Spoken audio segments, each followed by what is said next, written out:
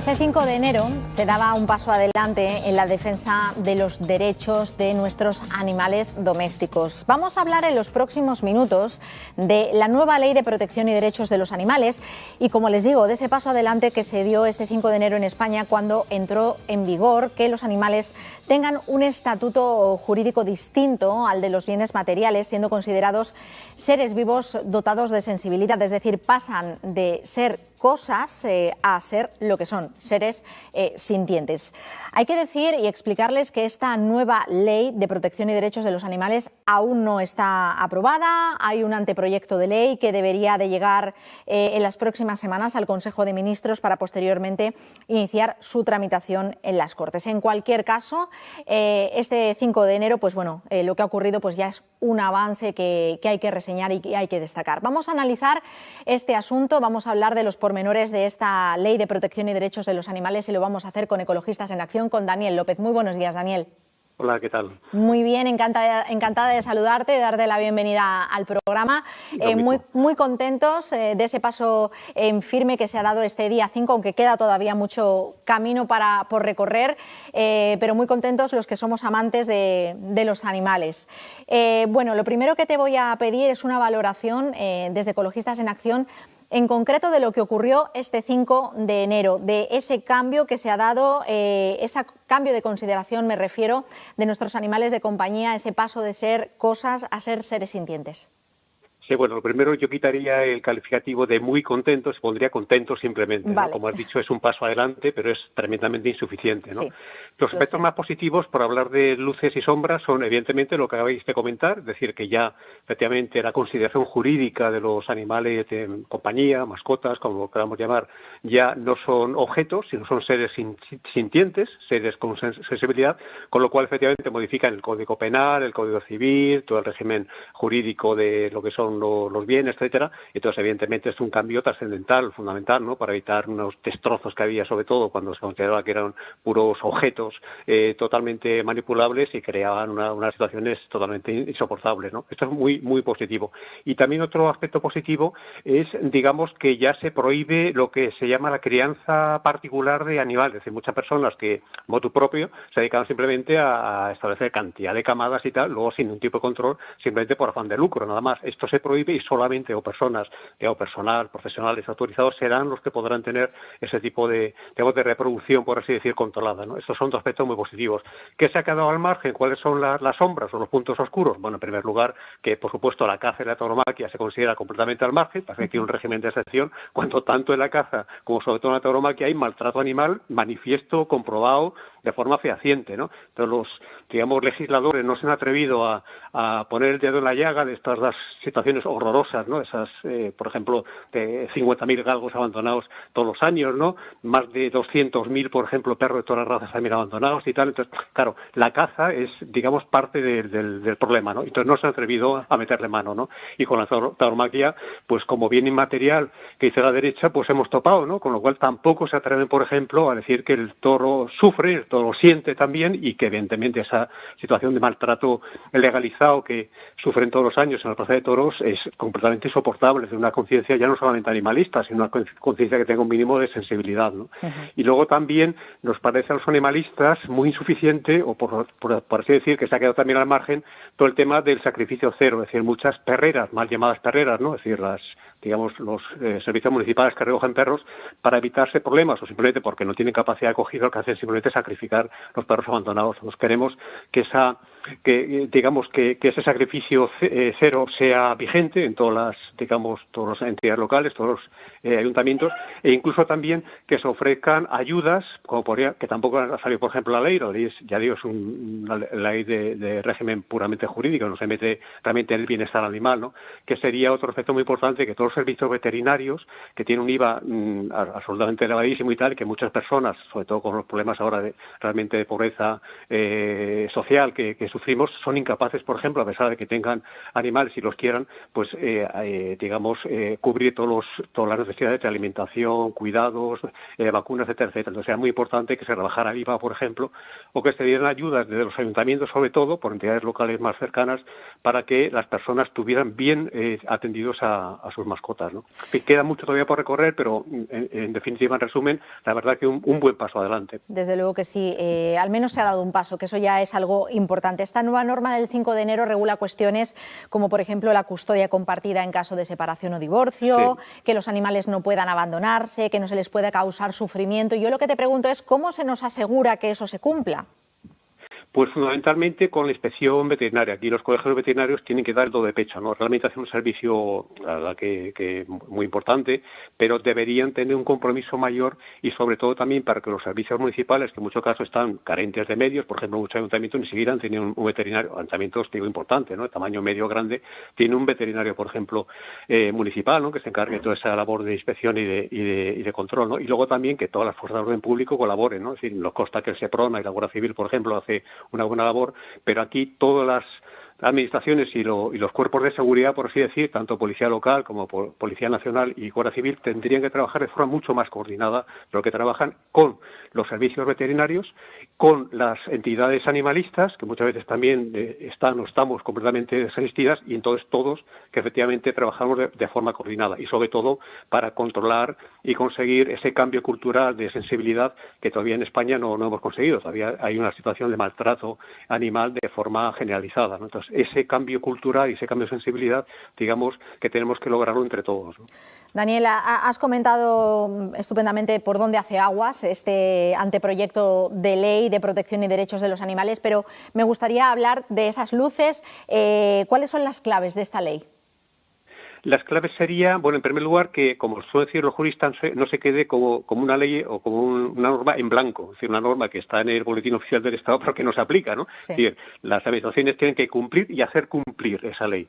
Entonces, queda camino por recorrer, porque, como he dicho antes, muchas administraciones se ponen de perfil o evitan problemas o consideran, por ejemplo, que no es una de sus prioridades, ¿no? Consideramos que, evidentemente, esos decenas de miles, por ejemplo, de perros abandonados sí es una prioridad y es un problema de emergencia nacional, podríamos decir, ¿no? Es decir, hay que darle solución, y que una solución basada en el respeto y en el bienestar animal, ¿no? Entonces, este es el paso fundamental que tienen que hacer todas las administraciones y, sobre todo, insisto, la administración local, los ayuntamientos, pues son los que tienen más información, más cercanía a lo que es la situación, digamos, de los propios ciudadanos, y son las que tienen que, evidentemente, adquirir compromisos que hasta ahora, vamos a decirlo en plan suave, son muy insuficientes, ¿no?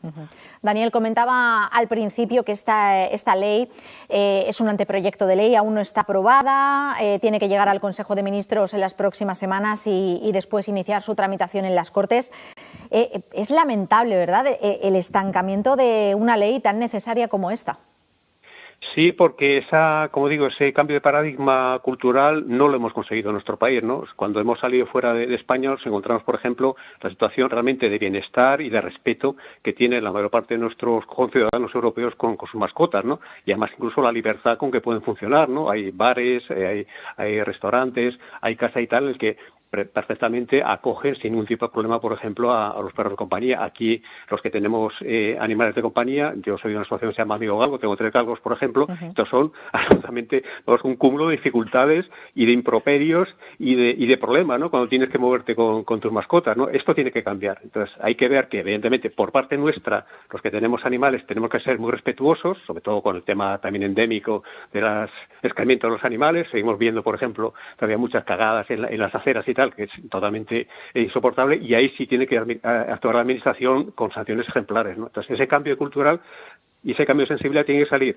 fundamentalmente para la gente en general, pero también, por ejemplo, para los que tenemos mascotas, ¿no? Que realmente hay todavía mucho comportamiento incívico, ¿no? Entonces, hay un poquito de autocrítica, también tenemos que hacer nosotros, ¿no? Sí, es importante. Bueno, dentro de esa ley también hay otros 2 asuntos que son importantes. Por un lado, el tema de los alquileres. A partir de ahora, pues los caseros no van a poder impedir que una persona que tenga una mascota entre con ella a vivir de alquiler en la casa. Y también el tema de las cabalgatas. Daniel, el Gobierno pretende que no se empleen animales durante las cabalgatas de Reyes. Cabalgata, pues que por ejemplo acabamos de celebrar hace unos días en todo el país. Sí, cabalgatas y ferias, por ejemplo. Ferias como la Feria de Abril, por ejemplo, que vemos cantidad de animales, sobre todo de caballos y tal, que sufren terriblemente, sobre todo con situaciones de calor, que están completamente asistidos en situación realmente de maltrato animal, ¿no? O, por ejemplo, el tema de los circos también. Afortunadamente evidentemente la mayor parte de los circos ya, casi todos los ayuntamientos se han declarado, el de Cádiz por ejemplo también, como ayuntamiento libre de animales en los circos y tal, pero esto debería ser generalizado ya, ¿no? Entonces, esa sensibilidad tiene que también ir para muchos ámbitos en los que todavía no hay regulación y no hay compromiso. Y otro, por ejemplo, que no hemos hablado es el tema del transporte de los animales. Ajá. Cuando vamos por la carretera vemos también situaciones de hacinamiento brutal, por ejemplo, en los camiones con abejas, con cerdos y tal, que están literalmente pasando calor, sed, hambre, de todo absolutamente, ¿no? Situación de hacinamiento brutal, o con el tema desgraciadamente tan actualidad como el de las granjas intensivas de animales, ¿no? Que son instalaciones industriales y aunque algunas tienen condiciones mínimas de, no digo ya de espacio, porque también están hacinados, pero por lo menos de atención, ¿no? Y otras hemos visto realmente reportajes realmente abrumadores, ¿no? En los que los animales están sometidos a situaciones terribles, ¿no? Entonces ahí debería entrar de forma mucho más enérgica la inspección veterinaria. También es importante, Daniel, el tema de la regulación de la cría, ¿no? De animales de compañía. Sí, pues ya como decía antes, ¿no? Es decir, esto está prohibido ya, en particular no puede, por ejemplo, criar animales y pero debería se sigue ser... haciendo. Sí, se sigue haciendo por lo que he dicho antes, la falta de vigilancia y la falta de control, ¿no? Entonces, el tener afán de lucro para tener animales o tener el purito, por ejemplo, tener animales de raza y tal, es una auténtica estupidez. Los animales, aunque sean vestidos y tal, son magníficos y tal. Entonces, no hay por qué buscar esa especie, digamos, de racismo animal, de buscar la raza mejor, ¿no? Y buscar unos cruces que muchas veces crean una consanguinidad terrible, ¿no? Entonces, esto es, o por ejemplo, funciona por moda, ¿no? Que la raza se pone de moda y entonces cuesta el ojo una cara, con lo cual la gente se mete ya para hacer negocio. Todo esto, evidentemente, ahora va a estar prohibido, pero como decía antes, hay que hacerla cumplir esa norma, claro. No quiero dejarme en el tintero un tema muy interesante, que es el que se ha creado un colectivo a nivel nacional, se llama Unión por los Animales, precisamente para conseguir entre sus objetivos que esta ley de la que estamos hablando, la Ley de Protección y Derechos de los Animales, sea finalmente una realidad. Háblame de ese colectivo. Sí, es un colectivo muy importante, sobre todo sin ánimos partidistas, porque ya sabéis que hay un partido animalista hace muchísimos años, sí, que por muy poquito no consigue, por ejemplo, tener ningún escaño en el Congreso, ¿no? El PACMA, el Partido en Defensa de los Animales, ¿no? Pero sería muy importante, primero, que a nivel parlamentario tuviera representación, es importante esa labor que sigue haciendo y que va a seguir haciendo, pero también es importante que a nivel de sociedad civil, como suele decirse, de colectivos animalistas y tal, estemos, digamos, agrupados, porque la verdad es que somos un poquito como el ejército de Pancho Villa, ¿no? Cada uno va a su bola y hay muy poquita coordinación entre nosotros, aunque los intereses son completamente comunes y conjuntos, ¿no? Entonces, que hay una plataforma en la que estemos todos representados y que sea democrática y tal, la verdad sí, también es un paso adelante. Desde luego que sí. Es necesario hablar sobre este asunto en los medios de comunicación, hacer que esta información trascienda a la sociedad, inculcarles este cambio en la normativa, sobre todo para que redunde en una mejor tenencia responsable de los animales domésticos y también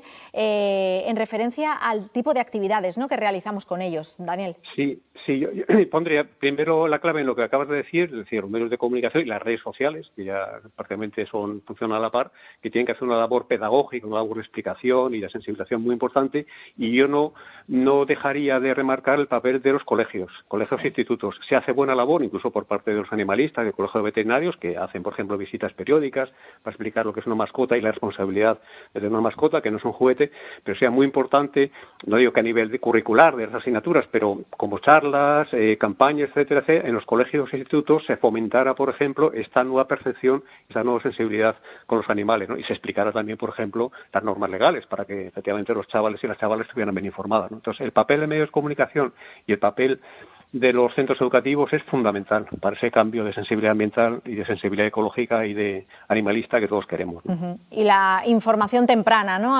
Como tú dices, en los colegios eso es también fundamental. Sí. Hablábamos de que esta ley, al no estar aprobada, tiene todavía un trámite por el que pasar, un periplo que realizar hasta su tramitación en las Cortes.